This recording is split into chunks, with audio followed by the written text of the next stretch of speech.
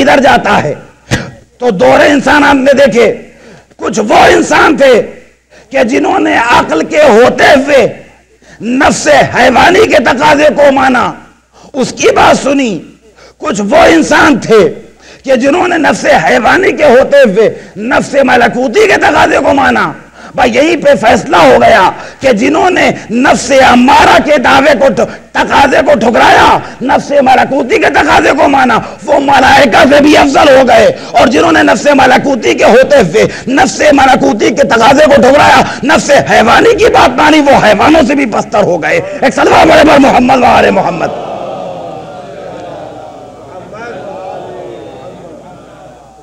اور یہی وہ نقطہ تھا جس کی جانب پروردگار عالم عجب نہیں کہ اشارہ کر رہا تھا، یہ کہہ کے انی عالم ما لا تعلمون، اے میرے ملائکہ، انسانوں کی خلقت پہ تم کو اعتراض ہے، لیکن جو کچھ میں جانتا ہوں وہ تم نہیں جانتے ہو۔ دیکھو یہی مخلوق ہے کہ جو اگر نفس امارہ کے تقاضے کو مان کے زمین پہ فتنے بھی برپا کرے گی، فسادات بھی برپا کرے گی، خونریزی بھی برپا کرے گی، تو یہی وہ مخلوق ہے جو نفس ملکوتی کے تقاضے کو مان کے پیغام امن بھی دے گی، دنیا کو صلح و آشتی کا درس بھی سکھائے گی۔ لہذا میں فخر کروں گا اس کے پیدا کرنے پہ۔ اب میں اس بات کو جسے ابتدا میں کہنا چاہتا تھا، اب آپ کی خدمت میں نتیجے کے طور پہ عرض کر رہا ہوں کہ پروردگار عالم نے انسان سے پہلے بہت سی مخلوقات کو پیدا کیا، جمادات کو بھی پیدا کیا، نباتات کو بھی پیدا کیا، حیوانوں کو بھی پیدا کیا، ملائکہ کو بھی پیدا کیا، دوسری مخلوقات کو بھی پیدا کیا، لیکن کسی بھی مخلوق کو پیدا کر کے اس نے فخر نہیں کیا ہے، اس نے مباحات نہیں کیا ہے، قدرت نے اپنی صنعت کا قصیدہ نہیں پڑھا ہے، اپنی خلاقیت کا قصیدہ نہیں پڑھا ہے، لیکن اللہ نے جب انسان کو پیدا کر لیا اور اشرف مخلوق بنا کے پیدا کیا تو ایک مرتبہ قدرت وجد میں جھوم اٹھی اور اس نے اپنی خلاقیت کا قصیدہ ان الفاظ پڑھا، فتبارک اللہ احسن الخالقین، بہترین پیدا کرنے والا ہے وہ اللہ جو بابرکت ہے۔ ایک صلوات پڑھیں پر محمد و آل محمد۔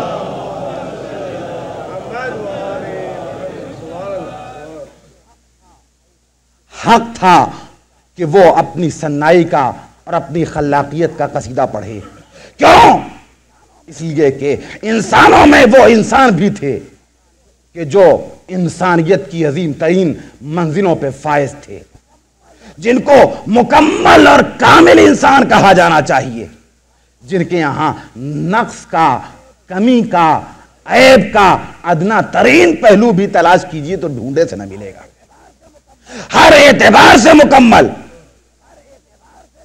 ہر اعتبار سے کامل، کسی بھی جہت سے، کسی بھی اعتبار سے آپ ڈھونڈے ان میں عزیزو، ہم کیا جب دشمن ان میں نقص نہ تلاش کر سکے، جب دشمن ان میں کوئی کمی نہ ڈھونڈ سکے، کیا آپ کو تاریخ کا وہ واقعہ یاد نہیں کہ حاکم شام کے دربار میں جمع ہے دشمن، ایک سے ایک نامی گرامی دشمن، بغض، عداوت، دشمنی اہل بیت کی جن کے رگو پے میں خون بن کے دوڑ رہی ہے، ایسے ایسے دشمن، پشتہا پشت کے دشمن۔ آپ جانتے ہیں کہ اگر انسان کی فطرت جب وہ نفس حیوانی کے تقاضے کو مانتا ہے تو یہ بھی ہے ایک طرح سے کہ جہاں کسی کو آگے بڑھتے دیکھا تو اب اس سے کوئی بنا مخاصمت نہیں ہے، کوئی دشمنی کی بات نہیں ہے، مگر خامخواہ جل رہے ہیں، حسد کر رہے ہیں، اور اسی بنیاد پہ اس کے دشمن ہو گئے۔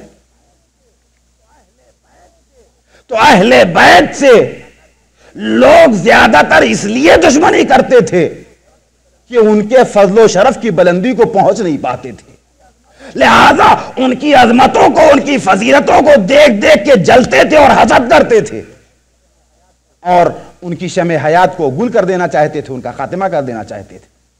مگر آپ جانتے ہیں کہ حق دشمنوں کی زبان پہ بھی جاری ہوتا ہے، تو انہوں نے کون سی ایسی کوشش نہیں کی ہوگی ان کو نیچا دکھانے کے لیے، ان میں کمی ڈھونڈنے کے لیے، ان میں عیب تلاش کرنے کے لیے۔ عزیزو، اگر ادنا ترین عیب بھی مل جاتا، معمولی سی کمی بھی مل جاتی، تو کیا دشمنوں کی تاریخ اسے نہ لکھتی؟ ہاں یہ ضرور کیا گیا کہ ان کے فضائل پہ پردے ڈالے گئے، ان کی عظمتوں کو چھپایا گیا، لیکن اس بات کی جرات کسی میں نہ ہوئی کہ کوئی عیب ان کی طرف منسوب کرتا، کسی کمی کی ان کی طرف نسبت دی جاتی۔ کمی کی نسبت کیسی؟ فضیلت کا اعتراف ہو رہا ہے۔ چنانچہ حاکم شام تخت پہ بیٹھا ہوا ہے، عمرو عاص جیسا شقی اور دشمن اہل بیت بھی وہاں پہ موجود ہے۔ چنانچہ ایک مرتبہ سب کہتے ہیں کہ آؤ ہم لوگ بیٹھے ہوئے، دیکھیے قدرت کیسے کیسے انتظامات کرتی ہے، آؤ علی کی شان میں ہم سب ایک ایک شعر کہیں، علی کی مدح میں ایک ایک شعر کہا جائے۔ چنانچہ سب نے ایک ایک شعر کہا، سب نے ایک ایک شعر کہا۔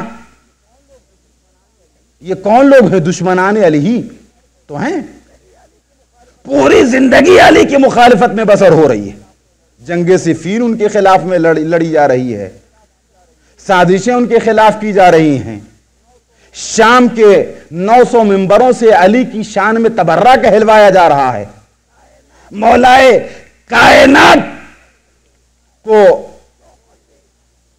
جو کچھ بھی بغض و عناد و دشمنی کی بنیاد پہ ہو سکتا ہے قتل کرنے کی کوشش کی جا رہی ہے، لیکن شان میں قصیدہ بھی پڑھا جا رہا ہے۔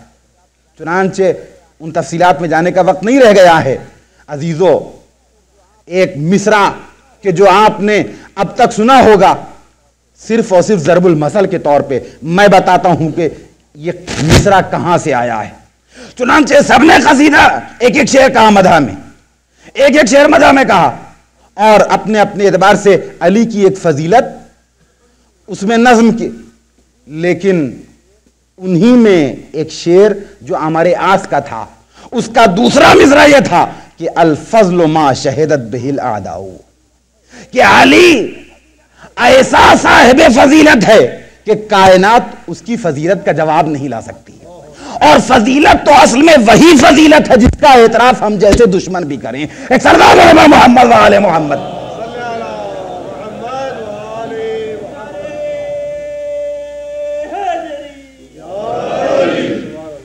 البتہ کسی نے اگر یہ ارشاد معصوم کا سن رکھا ہو کہ جو بھی ہماری منقبت میں اور ہماری مدح میں ایک شعر کہے گا تو جنت میں اس کے لیے ایک گھر تیار کیا جائے گا۔ عربی میں بیت کی لفظ آتی ہے شعر کے معنی میں، اور بیت کہتے ہیں گھر کو۔ من انشدا فینا بیتن بنی لہ فی الجنت بیت، جو ہماری شان میں ایک بیت کہے گا، ایک شعر کہے گا، اس کے لیے جنت میں ایک بیت، ایک گھر تیار کیا جائے گا۔ تو یہ نہ سمجھ لیجئے گا کہ صاحب حاکم شام و عمرو عاص و فلاں فلاں سب نے ایک ایک شعر کہا تو اگر ان کے لیے جنت میں ایک ایک گھر ہو گیا تو کافی ہے۔ نہیں، ہر چیز کے لیے شرط ہوا کرتی ہے، ہر چیز کے لیے ایک شرط ہوا کرتی ہے۔ اسی لیے امام رضا علیہ الصلوۃ والسلام نے نیشاپور میں جب یہ حدیث سنائی تھی کہ کلمۃ لا الہ الا اللہ حصنی فمن دخل حصنی امن من عذابی، کلمہ لا الہ الا اللہ، کلمہ توحید میرا قلعہ ہے، جو اس قلعے میں داخل ہو جائے گا میرے عذاب سے بچ جائے گا۔ اور جب سواری کچھ دور آگے بڑھی تو امام نے پھر اماری سے سر اقدس باہر نکالا اور یہ جملہ ارشاد فرمایا، لیکن بشرطہا وشروطہا وانا من شروطہا۔ تمہیں معلوم ہونا چاہیے کہ کلمہ لا الہ الا اللہ یقیناً اللہ کا قلعہ ہے۔ تفصیلات اگر درمیان کلام میں آئیں تو کسی اور موقع پہ عرض کروں گا، لیکن اپنی شرطوں کے ساتھ محفوظ عذاب سے وہی رہے گا جو ہماری ولایت و امامت کا اعتقاد رکھتا ہو۔ تو پتہ چلا کہ جنت میں مدح اہل بیت میں شعر کہنے والے کے لیے گھر ضرور بنے گا، مگر اسی کے لیے کہ جو دل میں محبت رکھتا ہو۔ صلی اللہ علیہ محمد و آل محمد۔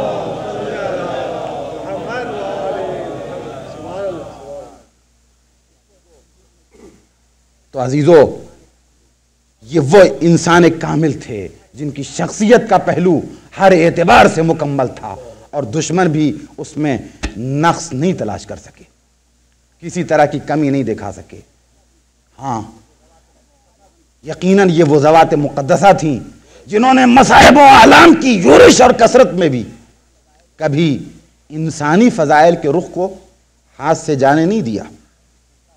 کربلا اس کی زندہ اور تابندہ مثال ہے۔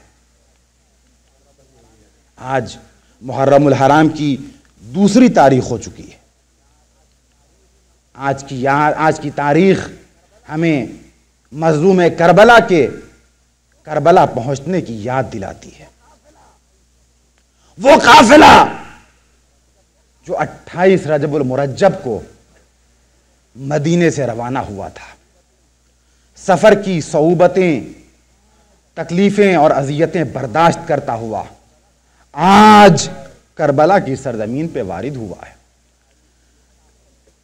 تاریخ میں ملتا ہے کہ امام مظلوم کا قافلہ کربلا اس انداز سے پہنچا کہ جس گھوڑے پہ امام سوار تھے وہ گھوڑا چلتے چلتے اچانک رک گیا۔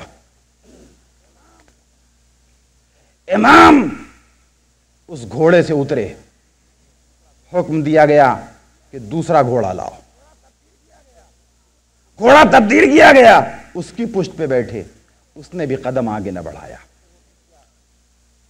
پھر حکم دیا گھوڑا تبدیل کیا جائے، تیسرا گھوڑا لایا جائے۔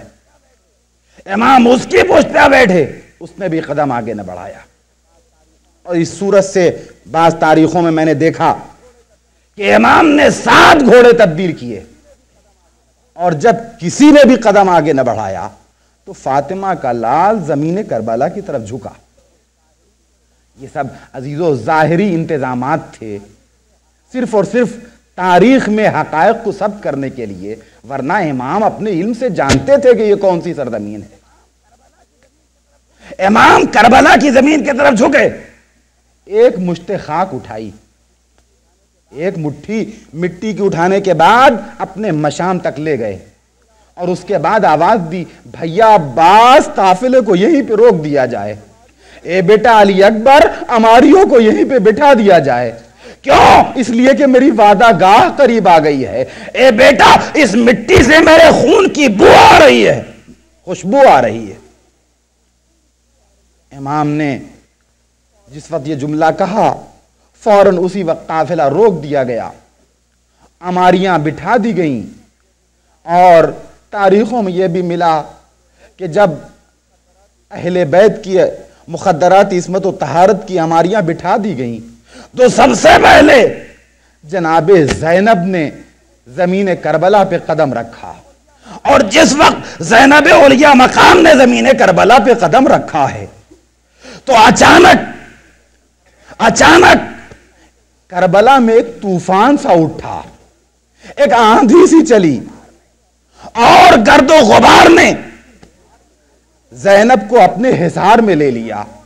عجب نہیں کہ یہ اعلان ہو رہا ہو، اے علی کی بیٹی ہم آپ کا استقبال کرتے ہیں، آئیے مصیبتیں آپ کا انتظار کر رہی ہیں۔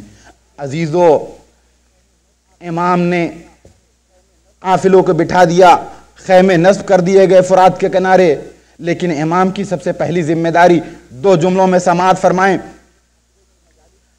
اگرچہ اس عشرے کی مجالس کے یہ تقاضے ہیں کہ ان میں فضائل کم اور مصائب کا تذکرہ زیادہ کیا جائے، لیکن اس وقت اتنی اجازت نہیں دے رہا ہے، لہذا میں بہت ہی مختصر طور پہ آپ کی خدمت میں عرض کروں گا۔ امام نے دریافت فرمایا کہ یہ زمین کس کی ملکیت میں ہے، تو بتانے والوں نے بتایا کہ یہیں سے کچھ فاصلے پہ ایک قوم آباد ہے جس کو قوم بنی اسد کے نام سے یاد کیا جاتا ہے، یہ زمین انہی کی ملکیت ہے۔ امام نے اپنا فرستادہ بھیجا، اپنا ایلچی بھیجا، جاؤ اور بنی اسد کو بلا کر لے آؤ۔ بنی اسد کو بلایا گیا، امام نے پوچھا کیا یہ زمینیں تمہاری ملکیت میں ہیں؟ کہا ہاں اے فاطمہ کے لال، اے فرزند رسول، یہ زمین ہماری ملکیت ہے، ہم اس کے مالک ہیں۔ کہا میں اس زمین کو خریدنا چاہتا ہوں۔ تو قوم بنی اسد کے لوگوں نے ہاتھ جوڑ دیا، کہا کہ اے فاطمہ کے لال، اے فرزند رسول، ہم بھی حاضر ہیں اور یہ زمینیں بھی حاضر ہیں، خریدنے کا کوئی سوال نہیں، لیکن مولا ہماری ایک گزارش ہے، یہ زمین ایسی زمین ہے، یہ زمین ایسی زمین ہے جو اب تک کسی ولی خدا کو راس نہیں آئی ہے۔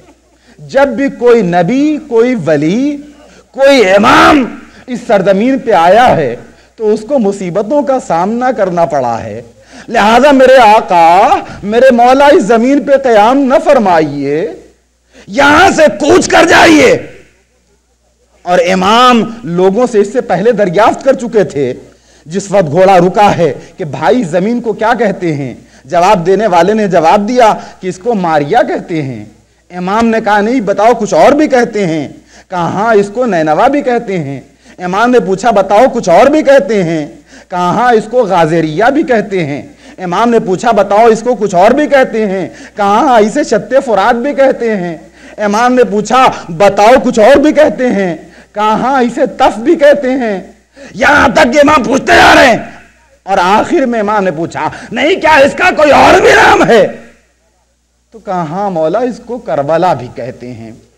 اسی وقت امام نے کہا تھا اللہ سے خطاب کر کے کہ پالنے والے کرب و بلا سے تیری بارگاہ میں پناہ مانگتا ہوں، اعوذ بکا بکرب و بلا۔ چنانچہ بنی اسد نے بھی یہی امام سے گزارش کی کہ مولا آپ یہاں سے کوچ کر جائیں، یہ زمین کسی کو راس نہیں آتی ہے، مگر امام نے کہا نہیں، ہم تو یہاں آئے ہی اسی لیے ہیں کہ مصائب و آلام ہم پہ ٹوٹیں اور ہم انسانی کمالات کو پایہ تکمیل تک پہنچائیں، لہذا ہر حال میں یہ زمین ہمیں خریدنا ہے۔ تفصیلات میں نہیں جانے کا وقت ہے۔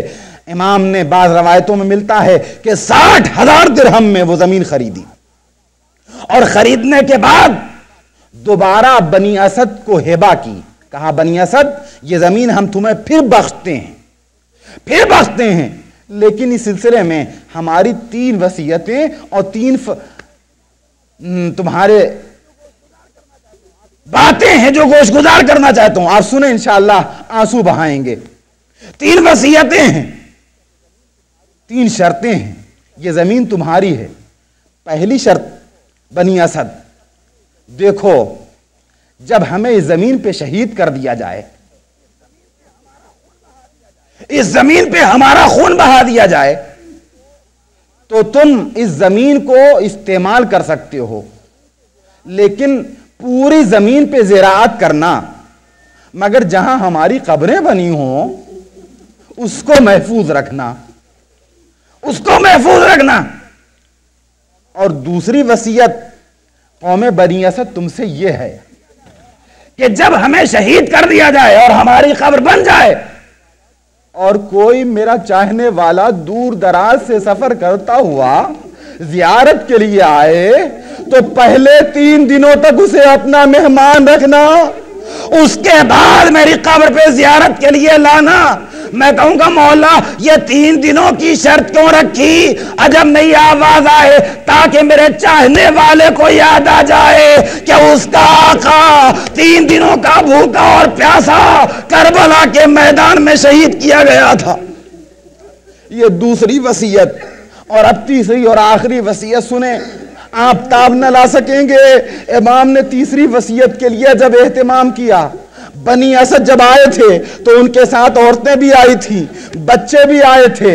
امام نے مردوں کی صف الگ تشکیل دی، عورتوں کی صف الگ بنائی، بچوں کی صف الگ بنائی، اور اب امام تیسری وصیت کرتے ہیں، اے بنی اسد کے مردوں، تم سے وصیت یہ ہے کہ جب ہمیں شہید کر دیا جائے، ہمارے لاشیں بے گورو کفن زمین کربلا پہ پڑے ہوں، تو تم لوگ آنا اور خوف خدا کھا کر ہمارے لاشوں کو سپرد خاک کر دینا۔ امام نے یہ وصیت مردوں سے کی مگر اطمینان نہ ہوا، یہاں تک کہ امام نے عورتوں سے خطاب کیا اور کہے بنی اسد کی عورتوں، حسین فاطمہ کا فرزند تم سے بھی ایک خواہش رکھتا ہے، اگر حاکم وقت کا خوف تمہارے مردوں کو نہ آنے دے تو تم انہیں غیرت دلا کے کربلا میں بھیجنا تاکہ یہ آئیں اور ہمارے لاشوں کو سپرد خاک کر دیں۔ مگر اب بھی اطمینان نہ ہوا، ہائے قربان جائیے مظلوم یہ حسین کے امام نے بچوں سے خطاب کر کے کہا، اے بنی اسد کے بچوں، تمہارا مظلوم امام تم سے بھی ایک وصیت رکھتا ہے، آقا جل بیان کیجئے کہ اے بچوں، اگر تمہارے والدین کو حاکم کا خوف نہ آنے دے تو تم سے خبریں تو نہ بنیں گی، کربلا میں کھیلتے کھیلتے چلے آنا، ایک ایک مٹھی خاک اٹھا کر ہمارے جسم پہ ڈال دینا، شاید اس طرح سے ہمارے لاشوں کے لیے گور و کفن کا انتظام ہو جائے۔ وائے مظلوم یہ حسین، ہائے مظلوم یہ حسین، انا للہ و انا الیہ راجعون، رضم بقضائه بتسلیم لامره سعیهم الذین ظلموا ای منقلب ينقلبون الہی بحق زہرا و ابیہا و بعلہا و بنیہا، پالنے والے تجھے واسطہ محمد والے محمد علیہ السلام کا، جو مشتاقین حج الزیارات ہیں حج الزیارات میں آپ کی خدمت میں آج پہلے ہی دن یہ عرض کر دینا چاہتا ہوں کہ ہمارے یہ محتم بالشان اجتماعات جو ایام عزا میں مجالس عزا کے عنوان سے سرکار سید الشہداء مظلوم کربلا حضرت امام حسین علیہ الصلاۃ والسلام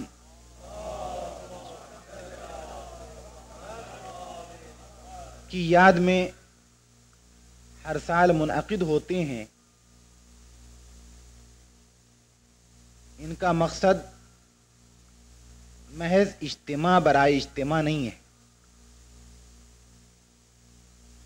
بلکہ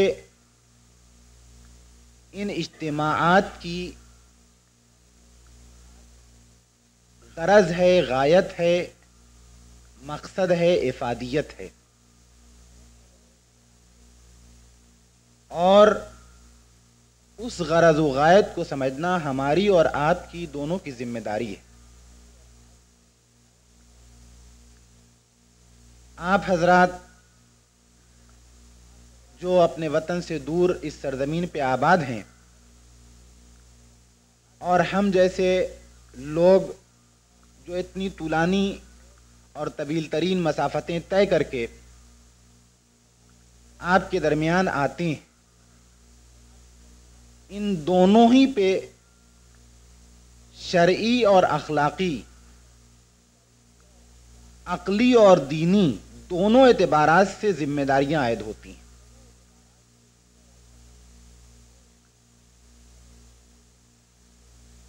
ہر ایک کو یہ بات اچھی طرح سمجھ لینا چاہیے کہ مجالس عزا کے انعقاد کا مطلب اور مقصد صرف اور صرف رونا اور رلانا نہیں ہے، بلکہ اس رونے اور رلانے کے پیچھے، اس عزاداری کے پیچھے، اس سوگواری کے پیچھے، اس فرش عزا کے پیچھے، ان منعقد ہونے والی مجلسوں کے پیچھے کوئی اہم ترین مقصد پوشیدہ ہے، جس کے لیے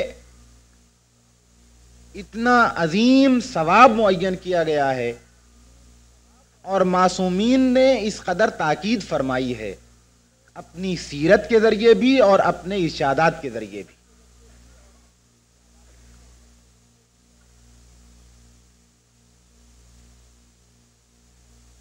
قبل اس کے کہ میں آیت کے ذیل میں اپنی گفتگو شروع کروں، اس ذیل میں دو جملے اور آپ سے خطاب کرنے اور عرض کرنے کی اجازت چاہوں گا، اور آج کی مجلس محض عنوان اور موضوع آپ کی خدمت میں پیش کرنے تک محدود رہے گی، اس لیے کہ میں آج ہی شام کو یہاں پہنچا ہوں اور خستگی کا کافی احساس ہو رہا ہے، لہذا صرف اور صرف عنوان آپ کی خدمت میں پیش کرنا ہے۔ لیکن یہ بات بہرحال مکمل کر دینا چاہتا ہوں کہ ہر دوستدار حسین، ہر عزادار مظلوم کربلا، چاہے وہ دنیا کے جس گوشے میں بھی زندگی بسر کرتا ہو، جب بھی فرش مجلس پہ آئے تو یہ سوچ کے آئے کہ ہماری کوئی ذمہ داری ہے، اور ذاکر بھی مجمع سے 2 زینہ بلندی پہ جب بھی بیٹھے منبر پہ تو یہ سوچ کے بیٹھے کہ ہماری بھی کوئی ذمہ داری ہے۔ اور اگر ایک جملے میں خلاصہ کریں تو بات صرف یہ کہی جائے گی کہ مجمع کی ذمہ داری یہ ہے کہ یہ سوچ کے بیٹھے کہ ہمیں اس مجلس سے کچھ لے کے اٹھنا ہے، اور ذاکر کی یہ ذمہ داری ہے کہ ہم منبر پہ آئے ہیں تو کچھ دے کے اترنا ہے۔ ایک صلوات پڑھیں بر محمد و آل محمد۔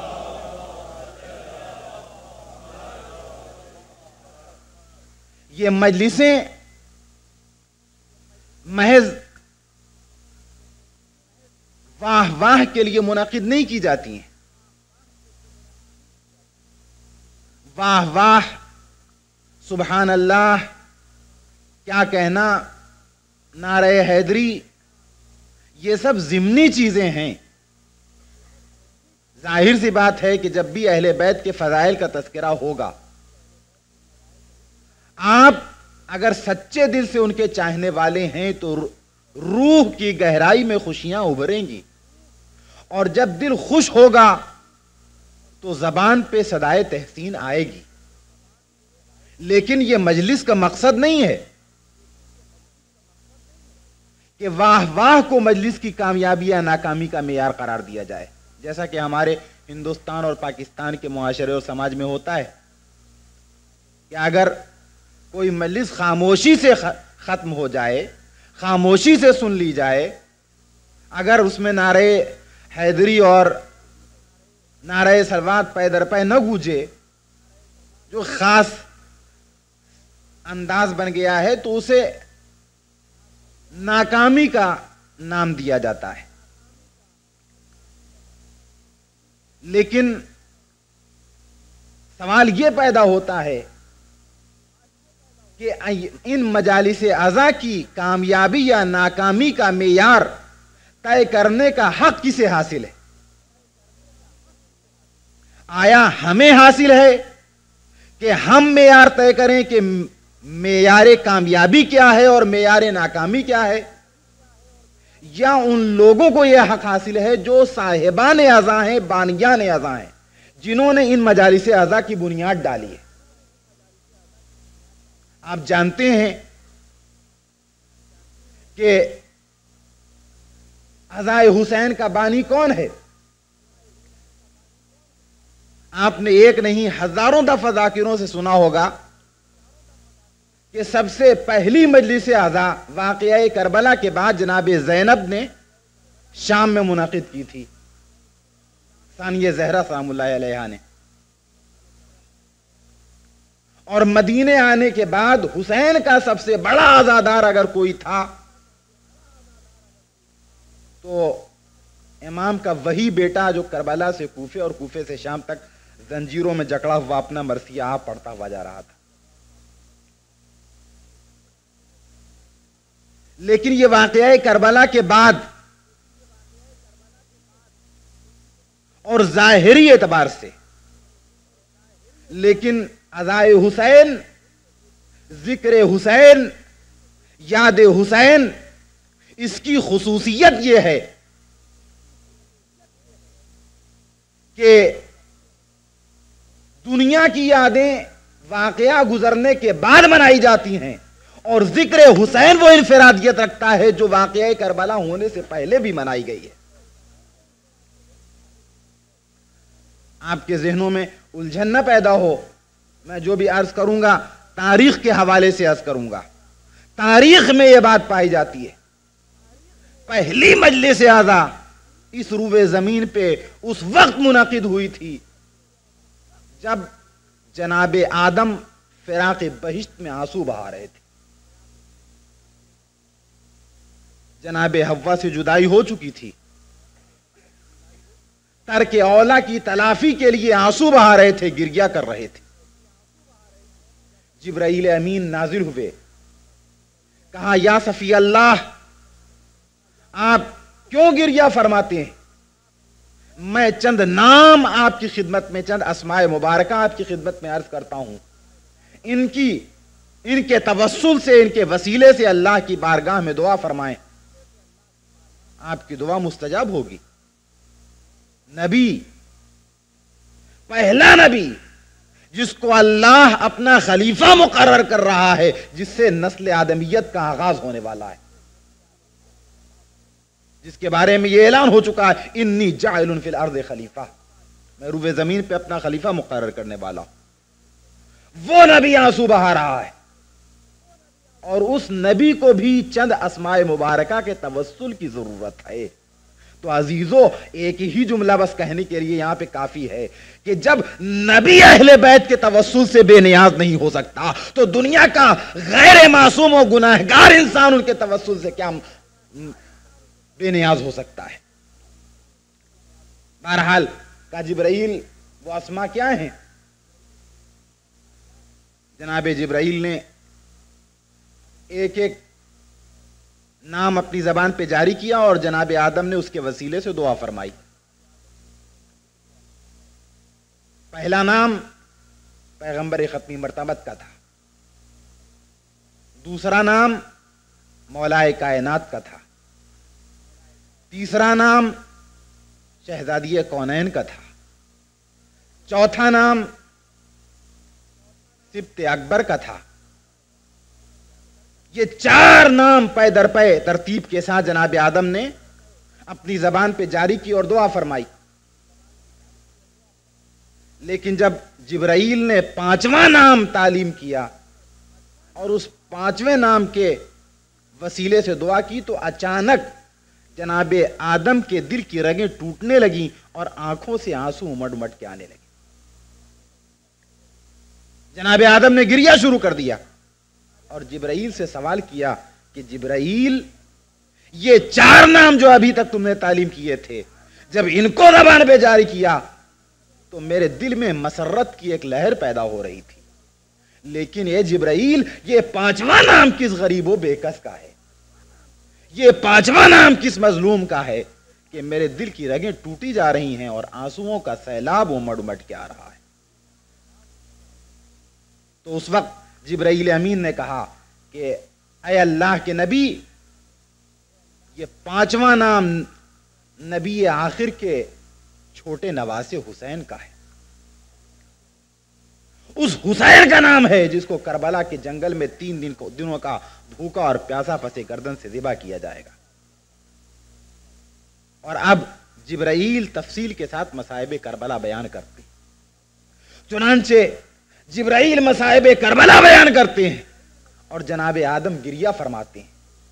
تو آپ دیکھیں یاد حسین کی خصوصیت کہ دنیا کے واقعات کی یاد ان کے منعقد ہونے کے بعد منائی جاتی ہے، اور واقعہ کربلا وہ انفرادیت رکھتا ہے کہ ابھی واقعہ کربلا ہوا بھی نہیں ہے، نسل آدمیت چلی بھی نہیں ہے، مگر یاد منائی جا رہی ہے.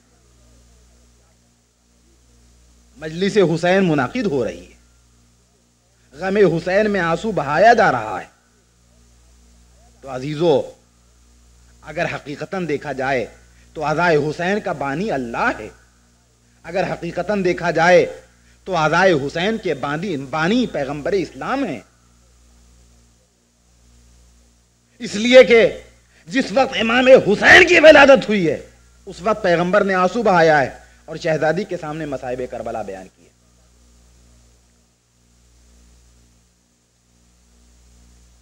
تو یہ حضرات جب عزائے حسین کے بانی ہیں تو عزائے حسین کی مجلسوں کی کامیابی یا ناکامی کا معیار طے کرنے کا ہمیں کیا حق ہے؟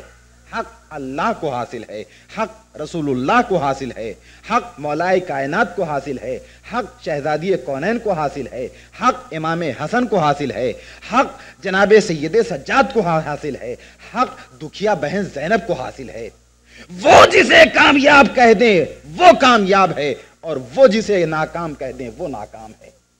ہم اپنا معیار کامیابی اور معیار ناکامی لیے بیٹھے رہ جائیں گے، ہماری کسوٹی دھری کی دھری رہ جائے گی۔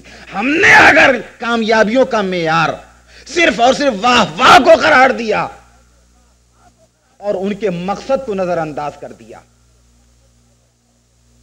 ان کی غرض و غایت قربانی کو فراموش کر دیا، تو عزیزان محترم میں یقین سے کہتا ہوں کہ ایسی کسی مجلس کو، ایسی کسی عزاداری کو اہل بیت سے کامیابی کی سند نہیں مل سکتی، مجمع چاہے کامیابی کی سند دے دے۔ ایک صلوات پڑھیں بر محمد و آل محمد۔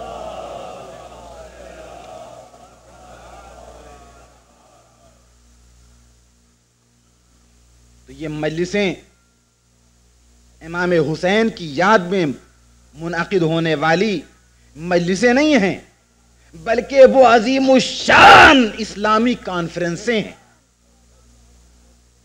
وہ عظیم الشان اسلامی مدرسے ہیں کہ جو بیک وقت پوری کائنات میں منعقد کیے جاتے ہیں، اور جن میں بیک وقت لاکھوں اور کروڑوں افراد درس حاصل کرتے ہیں۔ تو اگر یہ مجلسیں درسگاہ ہیں تو ہمیں اس نقطۂ نظر سے آنا چاہیے کہ سیکھ کے جانا ہے، اور کوئی اس مجلس کی خطابت کی ذمہ داری سنبھالے تو اسے یہ سوچ کے ممبر پہ آنا چاہیے کہ ہمیں کچھ سکھانا ہے اور کوئی نئی بات دے کے اترنا ہے۔ ایک صلوات پڑھیں بر محمد و آل محمد۔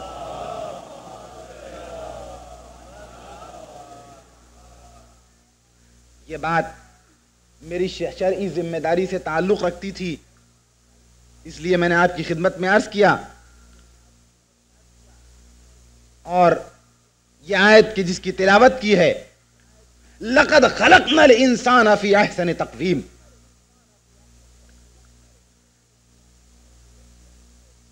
بتحقیق کہ ہم نے انسان کو بہترین مخلوق اور بہترین شکل و صورت اور بہترین شکل و شمائل کا مالک بنا کے پیدا کیا ہے۔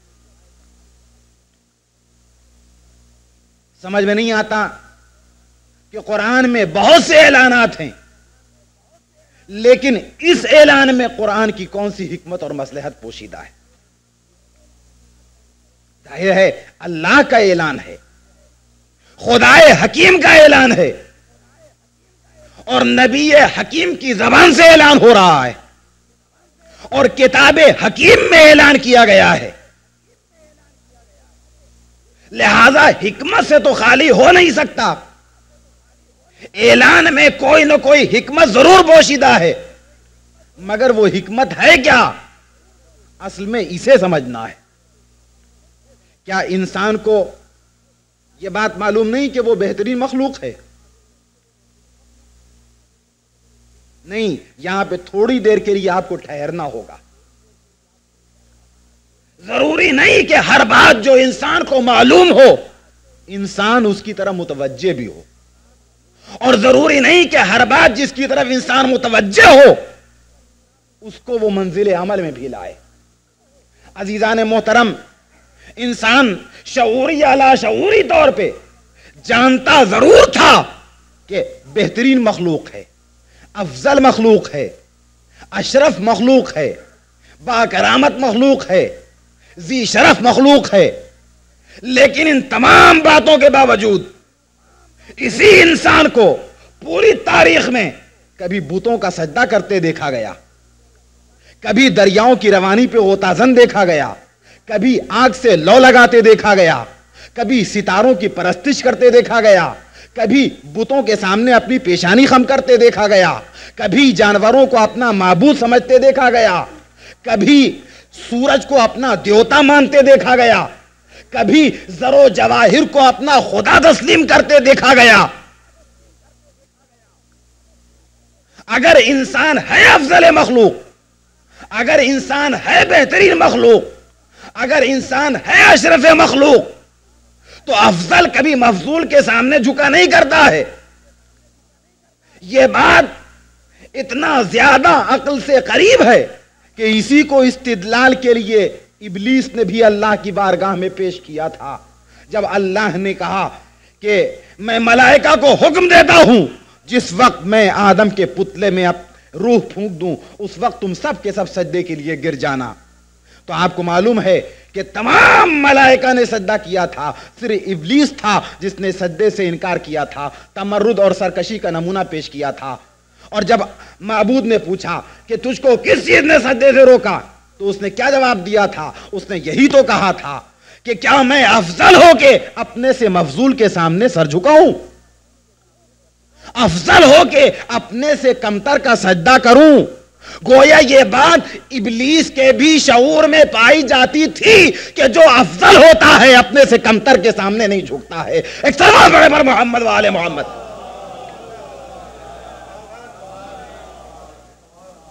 یہ اور بات ہے کہ اللہ نے اس کی دلیل کو یہ کہہ کر باطل کر دیا کہ تجھے افضلیت اور مفضولیت کا معیار نہیں معلوم ہے, نکل جا میری بزم سے, تجھے مردود بارگاہ قرار دیا جاتا ہے. پالنے والے ابلیس نے لاجک سے گفتگو کی تھی, منطقی بات کرنا چاہی تھی, دلیل اور استدلال سے کام لیا تھا. لہذا تو بھی اسے سمجھاتا کہ آدم افضل ہیں, تم افضل نہیں ہے, لہذا تجھے سجدہ کر لینا چاہیے. لیکن آخر تو نے اپنی بزم سے نکال کیوں دیا؟ استدلال کا جواب کیوں نہیں دیا؟ کہا تمہیں معلوم نہیں کہ منطق کسے کہتے ہیں, لاجک کسے کہتے ہیں, اور بے منطقی بات کسے کہتے ہیں. یاد رہے منطق اس وقت تک منطق رہتی ہے جب تک تمہاری اپنی گفتگو کے درمیان ہو, لیکن جب منطق حکم خدا سے ٹکرائے گی تو منطق اور لاجک نہیں کہلائے گی بلکہ وہ بکواس بن جائے گی. چونکہ اس نے حکم پروردگار کے مقابلے میں استدلال کیا تھا اور حکم پروردگار کے مقابلے میں سرے تسلیم خم کرنے کے علاوہ کوئی دوسری منطق ہے ہی نہیں ہے. لہذا اس کے علاوہ کہ اسے نکال دیا جاتا اس کا کوئی دوسرا علاج نہیں تھا. تو نکال دیا اپنی بزم سے, اور دوسری لفظوں میں یہ کہہ دیا کہ ابلیس افضلیت و مفضولیت کا معیار طے کرنے کا حق تجھے نہیں حاصل ہے بلکہ مجھے حاصل ہے. اور یاد رکھ کہ افضلیت و مفضولیت کا معیار مادہ تخلیق نہیں ہوا کرتا ہے بلکہ اطاعت خدا ہوتی ہے. ایک صلوات پڑھیں پر محمد و آل محمد.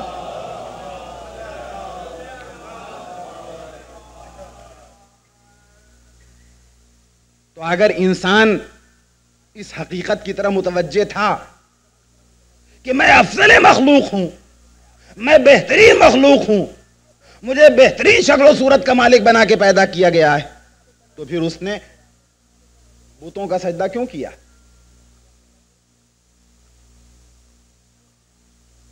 جھوٹے خداؤں کی پرستش کیوں کی؟ ستاروں کے سامنے اپنی پیشانی کیوں جھکائی؟ کل بھی غیر خدا کا اس نے سجدہ کیا, آج بھی وہ غیر خدا کا سجدہ کر رہا ہے. کل بھی اس کے دل و دماغ کے ایوانوں میں بت سجے ہوتے تھے, آج بھی اس کے دل و دماغ کے ایوانوں میں بت سجے ہوتے ہیں. یہ اور بات ہے کہ کل کا انسان قبائلی زندگی بسر کرتا تھا, کل کا انسان جہالت کے ماحول میں جی رہا تھا, کل کا انسان غیر متمدن انسان تھا, کل کا انسان وحشی انسان تھا, کل کا انسان بربریت مزاج انسان تھا, کل کا انسان بہیمیت اور درندہ صفت انسان تھا. لہذا اس کا مزاج بت پرستی بھی پست تھا, بتوں کو خدا سمجھتا تھا, پتھر کی تصویروں کو اپنا معبود مانتا تھا.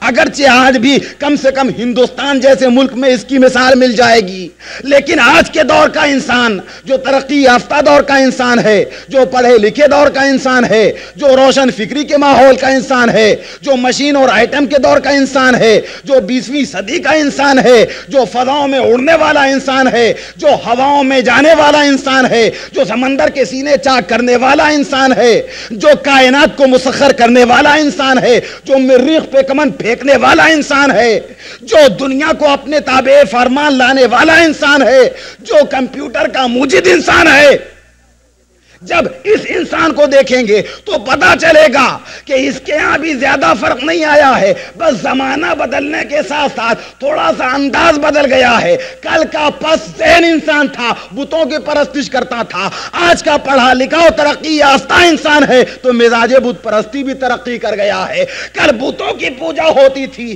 آج درہم و دینار کی پوجا ہوتی ہے۔ کل تصویر سنگی کے سامنے سر جھکائے جاتے تھے، آج بڑی طاقتوں کو اپنا خدا مانا جاتا ہے۔ صلوات پڑھیں پر محمد و آل محمد۔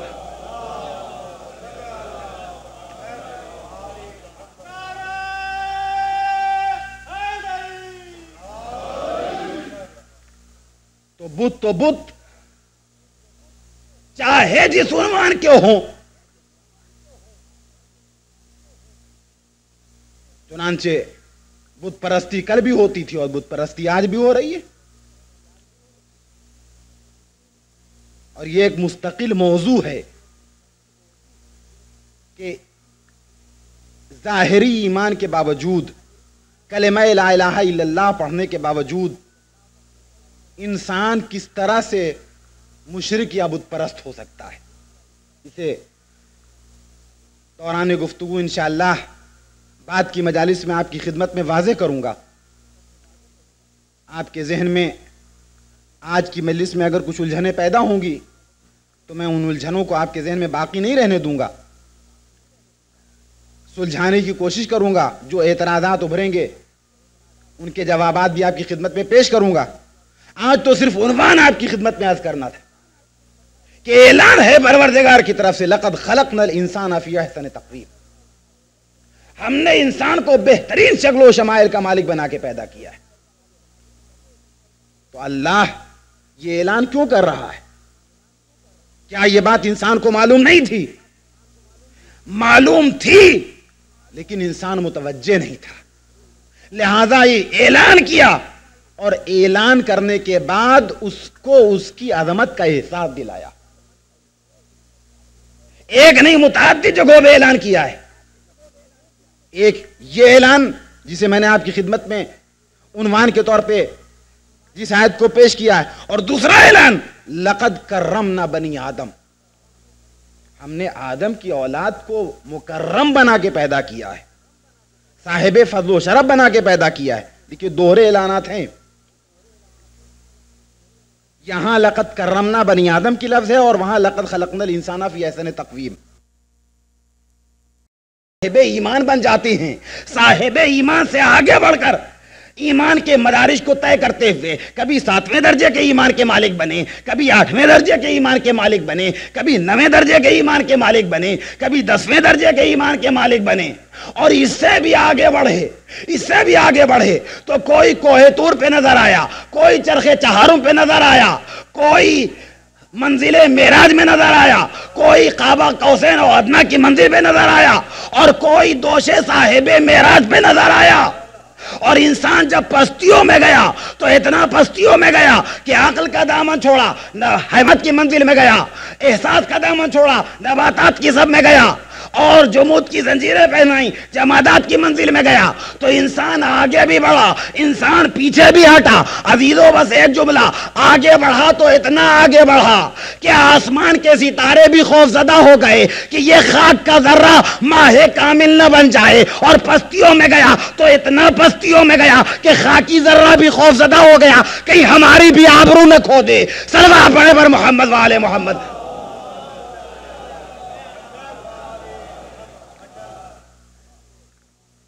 تو یہ دو سفر ہیں جو انسان طے کر رہا ہے، ایک بلندیوں کا سفر، ایک ارتقاء کا سفر، ایک عروج کا سفر، اور ایک انحطاط کا سفر، ایک تنزلی کا سفر، ایک پستیوں کا سفر۔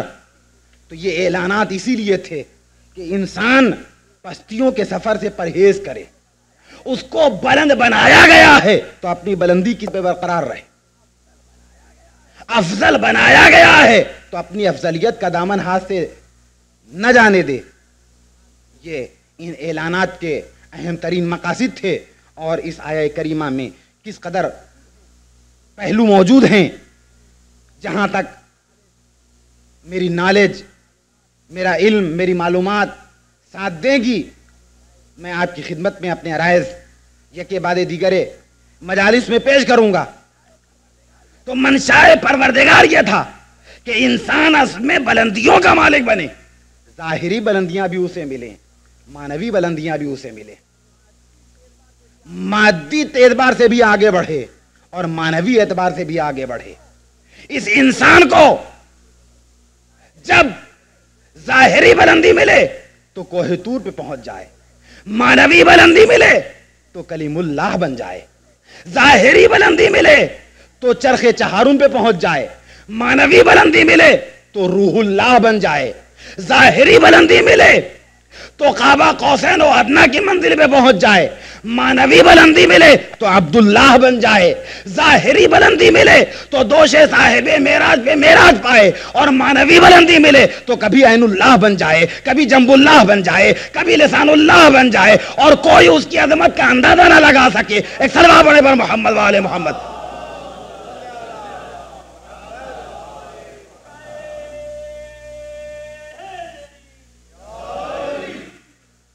یہی اس پروردگار کا منشا تھا جس نے اس کو لباس خلقت پہنا کر اس کائنات میں افضل مخلوق کے عنوان سے بھیجا تھا اور پیدا کیا تھا کہ انسان دوہری بلندیوں کا مالک بنے،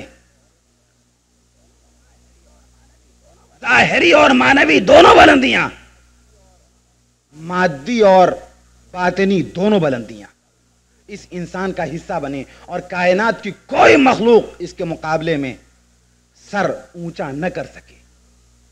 لیکن عزیزو، آپ نے یہ دونوں تصویر ہر دور میں دیکھی ہوگی، کل کے دور میں بھی، آج کے دور میں. اور یہ واقعات کربلا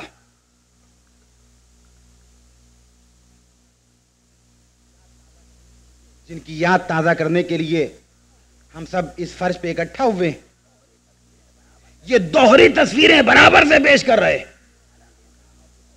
بلند انسانوں کی تصویر بھی مرقع کربلا میں موجود ہے، اور پسترین انسانوں کی تصویریں بھی مرقع کربلا میں موجود ہیں. دونوں تصویریں برابر سے. وہ انسان جو ملکوت صفت انسان تھے، ان کی تصویریں اور ان کے عکس بھی پائے جاتے ہیں، اور وہ انسان جو بہیمیت مزاج اور درندہ صفت انسان تھے، ان کے عکس اور ان کے نمونے بھی اس تاریخ کے دامن میں محفوظ ہیں. بلند انسانوں کی تعداد مختصر تھی، اور درندہ مزاج اور بہیمیت صفت انسانوں کی تعداد لاکھوں پہ محیط تھی، اور لاکھوں درندوں نے ان بلندیوں کی طرف اور معراج کے سفر کی جانب رواں دواں انسانوں پہ حملہ کیا تھا، جو خود بلندی اور معراج کی نعمت سے محروم تھے. اور حسین کربلا میں اسی راز کو سمجھانا چاہتے تھے کہ دیکھو ایک قافلہ ہے جو عروج کی طرف جا رہا ہے، جو معراج کی طرف جا رہا ہے، جو بلندیوں کی طرف جا رہا ہے. بھوک کے عالم میں ہے، کوئی پرواہ نہیں. پیاس کے عالم میں ہے، کوئی پرواہ نہیں. شدائد و مصائب کے پہاڑ ٹوٹ رہے ہیں، کوئی پرواہ نہیں. لیکن انسانوں کا ایک بڑا گروہ ہے جو ہم سے خائف ہے، ہم سے رقابت رکھتا ہے. چنانچہ وہ ہمارے بلندیوں کے سفر کو یہیں پہ روک دینا چاہتا ہے. کیسے روک دینا چاہتا ہے؟ پستیاں اس حد تک لے جا چکی ہیں کہ بظاہر تخت خلافت پہ ہے، مگر ہاتھ میں شراب کا جام ہے. بظاہر خود کو خلیفۃ المسلمین کہتا ہے، لیکن اس کے دامن پہ بے گناہوں کے خون کے دھبے ہیں.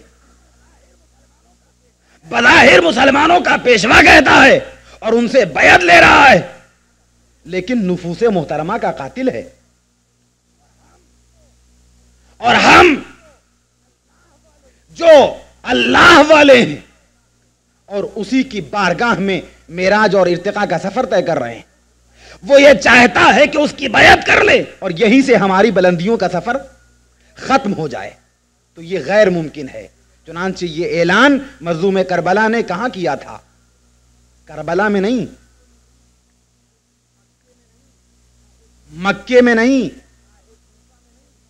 راہ کوفہ میں نہیں، جناب مسلم ابن عقیل کو سفیر بناتے وقت نہیں، بلکہ اس وقت کیا تھا جس وقت ولید نے اپنے دربار میں بیعت یزید کے لیے طلب کیا تھا اور مطالبہ بیعت امام کے سامنے رکھا تھا. ہاں عزیزو،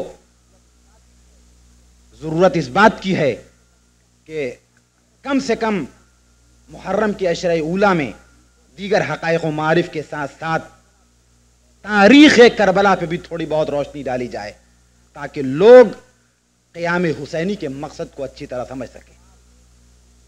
یہ جواب جو بھی ممبر سے پڑھتا ہے وہ تاریخ کی خیانت ہے جسے آپ کی خدمت میں پیش کیا جاتا ہے کہ امام نے ولید سے کہا کہ ولید یہ رات کا وقت ہے، صبح کے وقت مسجد میں مطالبہ بیعت رکھنا، جو مناسب ہوگا کیا جائے گا. نہیں، فاطمہ کا لال ہے، علی کا خون اس کی رگوں میں دوڑ رہا ہے، کس بات کا خوف ہے؟ لہذا امام نے دو ٹوک بات اسی وقت دربار میں کہی تھی اور یہ اعلان کیا تھا، ولید تو مجھ سے یزید کی بیعت مانگ رہا ہے، کان کھول کے سن لے.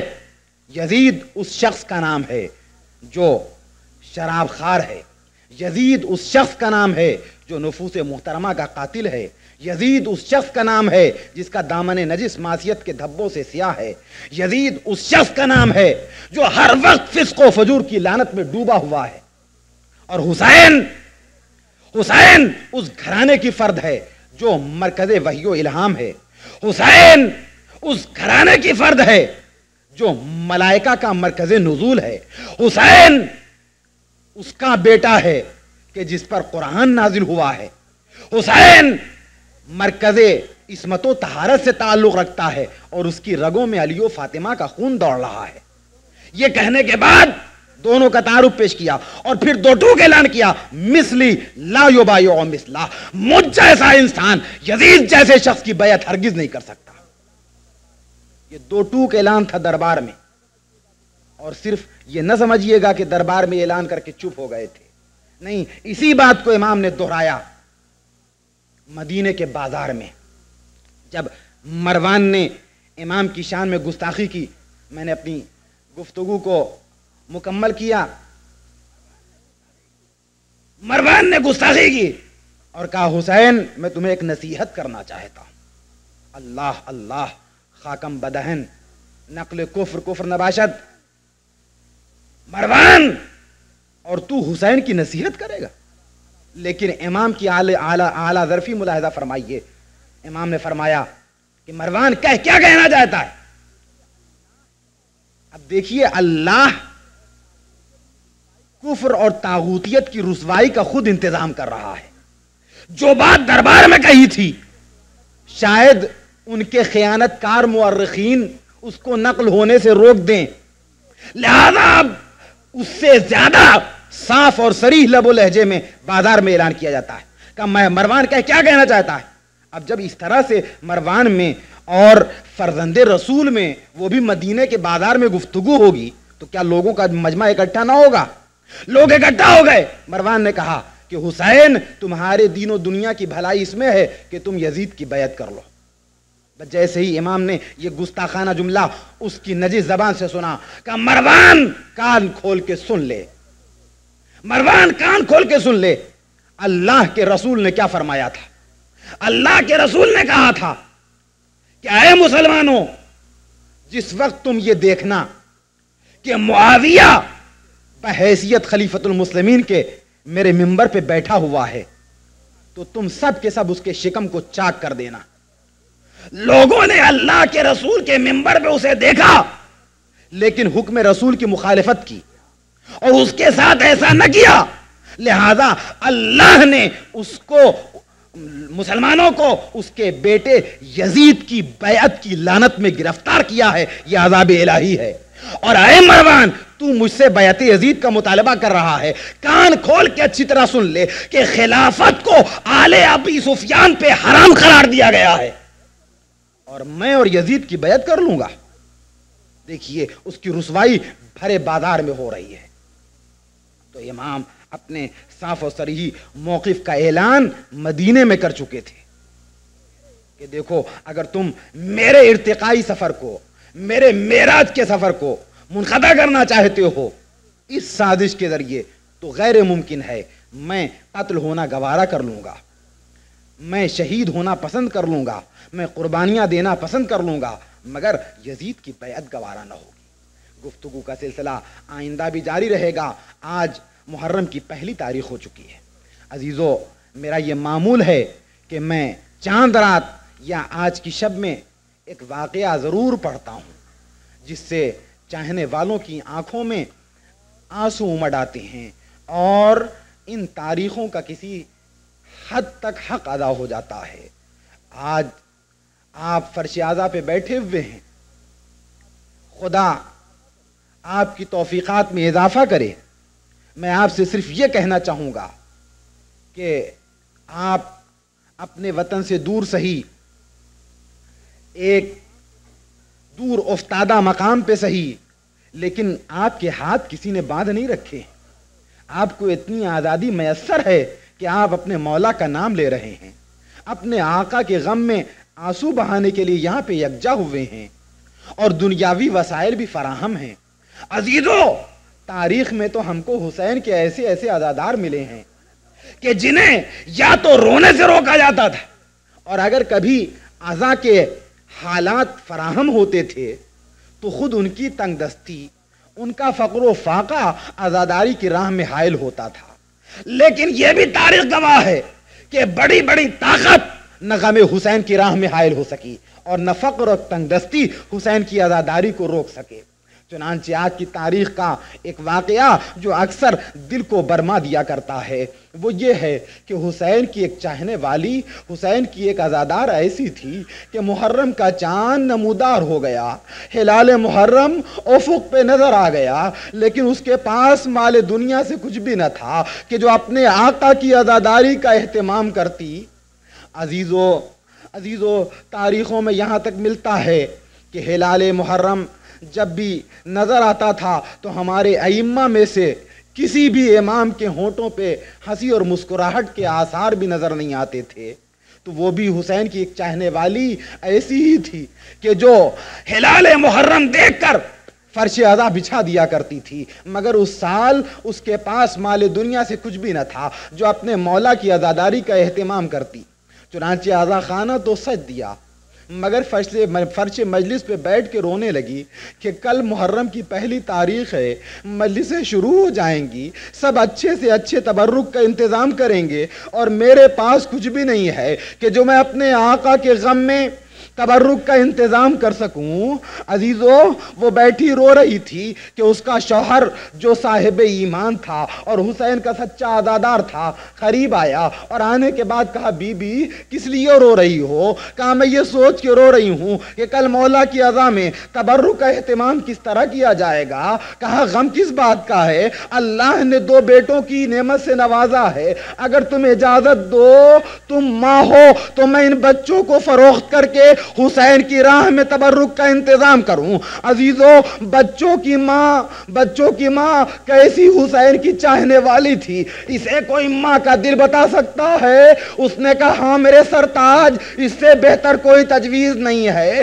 میرے بچے اگرچہ بک جائیں گے مگر مولا کے نام پہ بکیں گے، لہذا لے جاؤ اور لے جا کے فروخت کر دو، مجھے کسی طرح کا کوئی ملال نہ ہوگا۔ اس مرد مومن نے بچوں کو لیا، بازار میں فروخت کرنے کے لیے آیا۔ یہ زمانہ وہ تھا کہ جب بچوں کی خرید و فروخت کا کام ہوتا تھا۔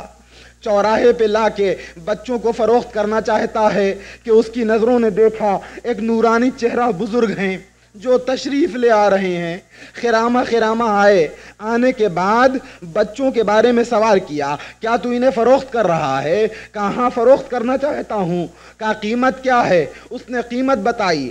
چنانچہ ان بزرگ نے اپنے جیب سے قیمت نکال کے دی, بچوں کو اپنی آغوش میں لیا اور لے کے اپنے مکان پہ واپس آئے.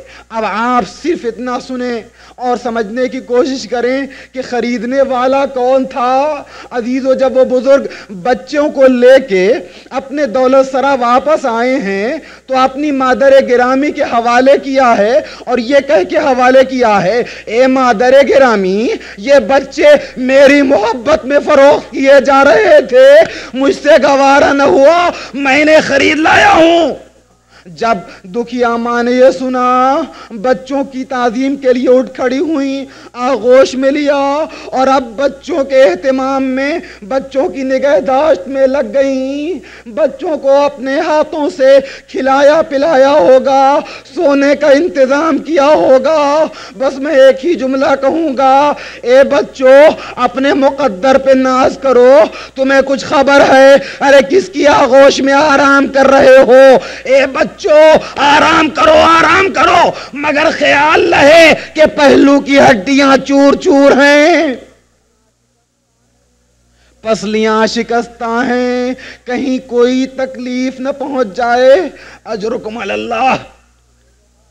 میں نے 2 جملوں بعد اپنی مجلس کو تمام کیا. شاید آپ کی آنکھوں میں جو آنسو آئے ہیں وہ آنکھوں تک محدود نہ رہ سکیں. عزیزو, جب وہ بزرگ بچوں کی قیمت دے کے لے آئے تو عزادار نے جا کے بازار میں سامان اعضاء خریدے, تبرک کا اہتمام کیا, اور اب جو دوسرا دن آیا تو فرش اعضاء بچھا. وہ معظمہ اعضاء خانہ کھول کے بیٹھ گئی اور پھر کچھ سوچ کے, کچھ یاد کر کے رونے لگی. اس کی آنکھوں میں آنسو آ گئے. آخر ماہی کا دل تو تھا. جب اس کی آنکھوں میں آنسو آئے تو اس کے شوہر نے کہا, اے بی بی, یا تو تم نے حسین کی راہ میں بچوں کو بیچا نہ ہوتا, اور اگر بیچا ہے تو اب یاد کر کے آنسو نہ بہاؤ, اب بچوں کو یاد کر کے نہ رو. تو اس معظمہ نے کیا جواب دیا عزیزو؟ اس معظمہ نے یہ کہا کہ اے میرے سرتاج, میں یہ سوچ کے نہیں رو رہی ہوں, میں یہ یاد کر کے نہیں رو رہی ہوں, میں اس غم میں آنسو نہیں بہا رہی ہوں کہ میرے بچے بک گئے, میرے بچے مجھ سے جدا ہو گئے. ارے میرے مولا حسین کی راہ میں ایک نہیں ایسے کئی بچے قربان ہو جائیں, بچوں کی یاد میں نہیں رو رہی ہوں. کہا پھر کیا سوچ کے روئیں؟ کہا میں تو صرف یہ یاد کر کے رو رہی ہوں کہ گزشتہ سال جب فرش اعضاء بچھا تھا تو یہ بچے بھی شریک اعضاء تھے, اس فرش مجلس پہ موجود تھے, اور آج فرش مجلس ان کے وجود سے خالی ہے. عزیزو, اس مومنہ کے اشکوں کی چمک وہاں تک پہنچی اور ان بزرگوار نے کہا, اے مادر گرامی, بچوں کو میرے حوالے کیجئے, لے جاؤں اور اس کی ماں کے سپرد کر دوں, اس لیے کہ وہ یہ سوچ کے رو رہی ہے کہ عزاداری میں شریک ہونے کے لیے بچے موجود نہیں ہیں. معظمہ نے کہا, نہیں, میں خود لے کے جاؤں گی. چنانچہ آئیں. آنے کے بعد دق الباب کیا. مومنہ نے یہ سمجھ کے دروازہ کھولا کہ شاید کوئی عزادار بی بی ہوں گی جو مجلس میں شرکت کے لیے آئی ہوں گی. دروازہ کھولا تو عجب منظر دیکھا. کیا دیکھا کہ ان معظمہ کی آغوش میں دونوں بچے ہیں, اور وہ حوالے کرتی ہیں یہ کہہ کے کہ اے مومنہ, لے تیرے بچے سلامتی کے ساتھ تیرے حوالے ہیں. اس نے آغوش میں بچوں کو لے لیا اور اب شکریہ ادا کرے تو کس طرح. کہا معظمہ گھر میں تشریف لے آئیے, اور تشریف لے آئیے, دیکھیے فرش اعضاء بچھا ہے, اس کے علاوہ گھر میں کوئی انتظام نہیں. تو جواب ملا کہ فرش اعضاء سے زیادہ پیاری اور عزیز میری نظروں میں کوئی جگہ نہیں, مجھے وہیں لے چل کے بٹھا. چنانچہ معظمہ آئیں, فرش اعضاء پہ بیٹھ گئیں. اب اس کا دل بھر آیا. دروازہ خانہ کھولا، ہاتھوں کو بلند کیا، کہا پالنے والے جس طرح انہوں نے میرے بچوں کو لوٹایا ہے، ان کی آغوش کو ہرا بھرا رکھنا، ان کے بچوں کو سلامت رکھنا۔ معظمہ تڑپ گئیں، اے بی بی ساری دعائیں کرنا مگر یہ دعا نہ کرنا۔ کہا کیوں معظمہ؟ کہا اے بی بی ارے تو نے پہچانا نہیں میں کون ہوں؟ حسین کی ماں فاطمہ زہرا، جس کا بھرا گھر کربلا میں لٹ گیا، بچے قتل کر دیے گئے، باغ اجڑ گیا۔ انا للہ و انا الیہ راجعون، رضا بقضائہ وتسلیما لامرہ، سيعلم الذين ظلموا أي منقلب ينقلبون، الہی بحق زہرا و ابیہا و بعلہا و بنیہا۔ پالنے والے تجھے واسطہ محمد والے محمد علیہ الصلوۃ والسلام کا، پالنے والے تجھے واسطہ شہدائے کربلا کا، جو صاحبان حاجات ہیں ان کی حاجات دینی و دنیاوی کو برلا، جو مشتاقین حج و زیارات ہیں ان کو حج و زیارات سے مشرف فرما، جو مقروض ہیں ان کے قرضوں کو ادا فرما دے، جو مبتلا امراض ہیں ان کا امراض شفا اور طول عمر مرحمت فرما۔ پالنے والے ہماری عزاداری کو شرف قبولیت مرحمت فرما، پالنے والے ہم کو نیک بننے کی توفیق دے، پالنے والے ہمارے امام کے ظہور میں تاجیل فرما اور ہماری تعزیت ان کی بارگاہ میں ایام اعزا کی مناسبت سے پہنچا دے، آمین یا رب العالمین بحق محمد۔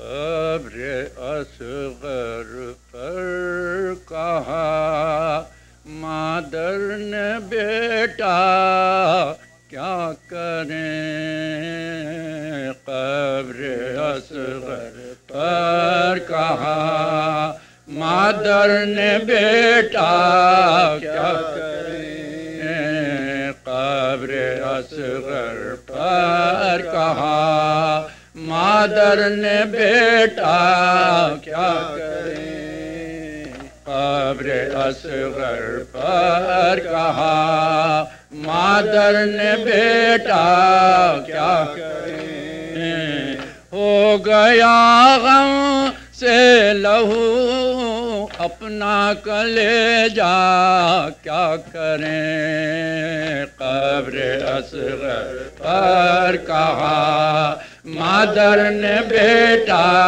کیا کریں، قبر اصغر پر کہا مادر نے بیٹا کیا کریں، قبر پر تھوڑا سا پانی بھی چھڑک سکتی نہیں، قبر پر تھوڑا سا پانی بھی چھڑک سکتی نہیں، قبر پر تھوڑا سا پانی بھی چھڑک سکتی نہیں، ہے ابھی تک فوج کے قبضے میں دریا کیا کریں، قبر اصغر پر کہا مادر نے بیٹا کیا کریں، ہائے آپ تو بیٹھنے تک کا ٹھکانہ بھی نہیں، ہائے آپ تو بیٹھنے تک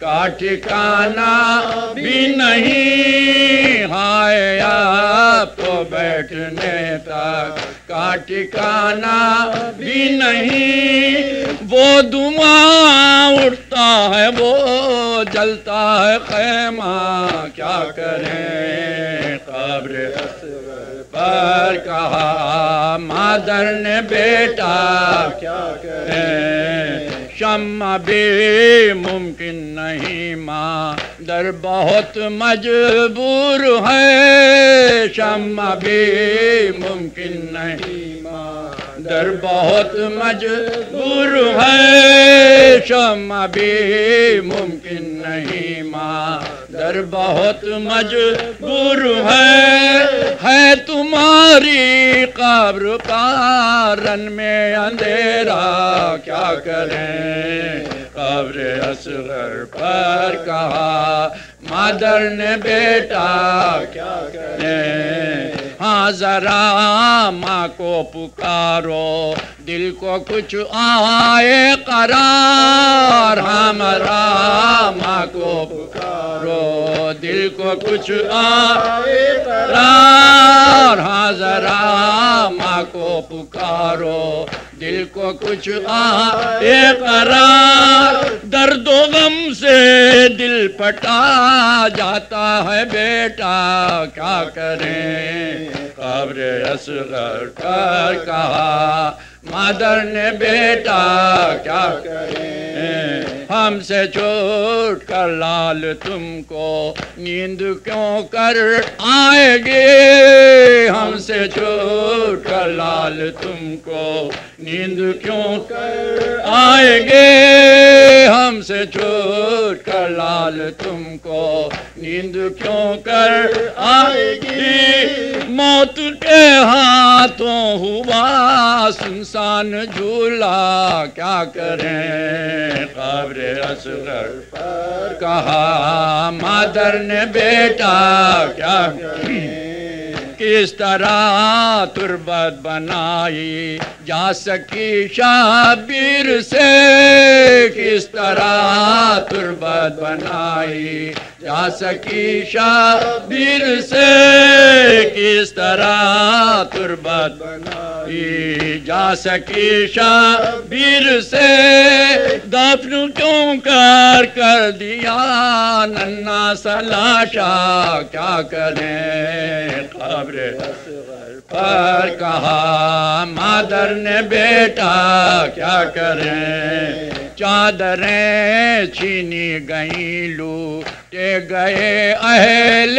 حرام، چادریں چھینی گئیں لوٹے گئے اہل حرام، چادریں چھینی گئیں لوٹے گئے اہل حرام، گیسوؤں نے کر لیا چہرے کا پردہ کیا کریں، قبر اصغر پر کہا مادر نے بیٹا کیا کریں، قبر اصغر پر کہا مادر نے بیٹا کیا کریں، ہو گیا غم سے لہو اپنا کلیجا کیا کریں، قبر اصغر پر کہا حسین حسین حسین حسین حسین،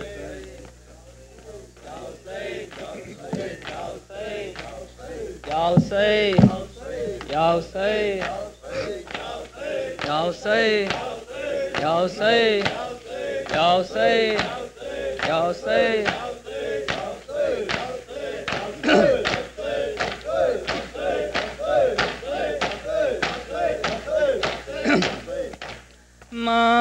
مانگ رہی ہے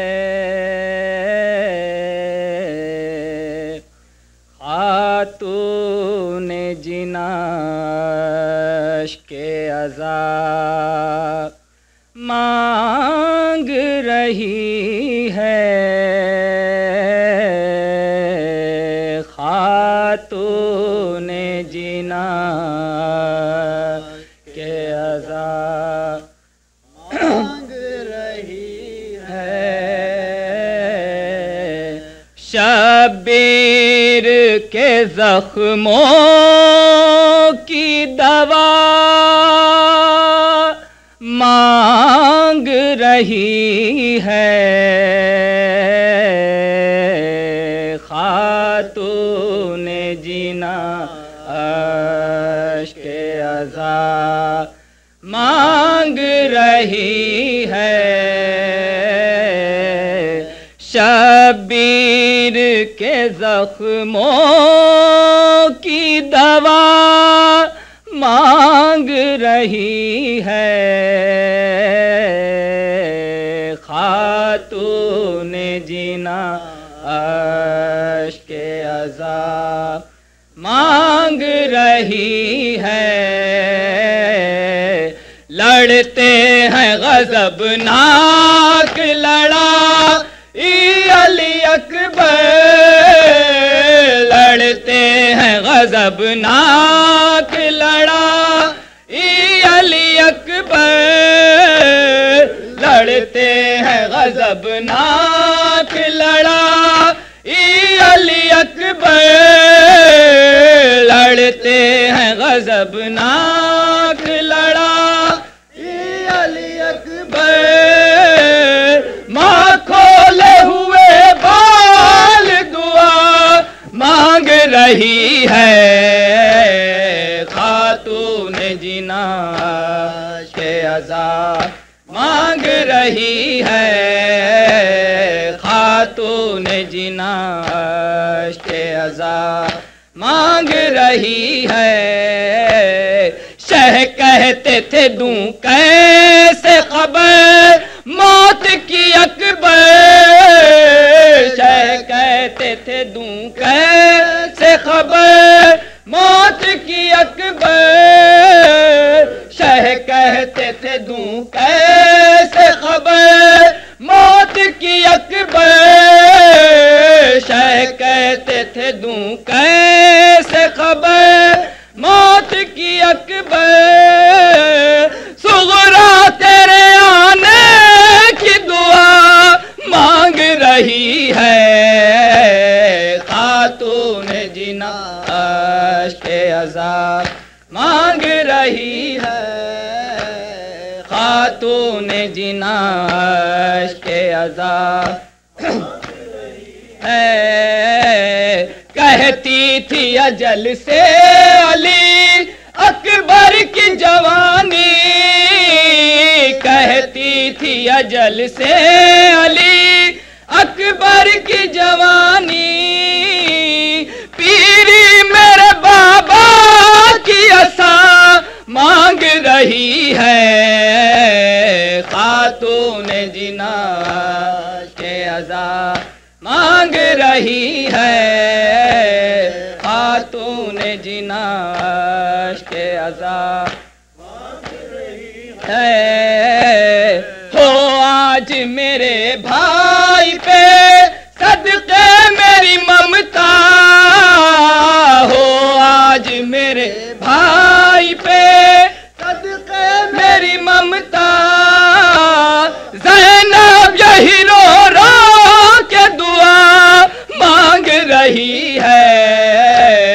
خاتون جینا کے عذاب مانگ رہی ہے خاتون جینا کے عذاب مانگ رہی ہے مقتل میں نہ بھیجو اسے گودی میں چھپا لو مقتل میں نہ بھیجو اسے گودی میں چھپا لو بانو علی اصغر کو قضا مانگ رہی ہے خاتون جینا کے عذاب مانگ رہی ہے خاتون جینا کے عذاب مانگ رہی ہے یار میرے بے شیر کو تیروں سے بچانا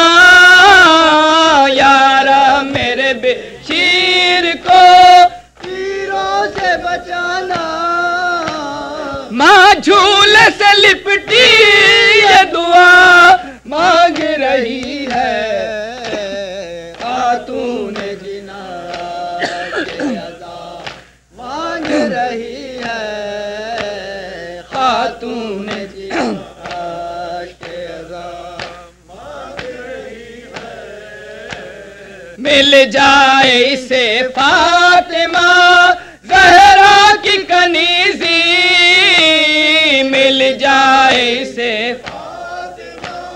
زہرا کی کنیزی یہ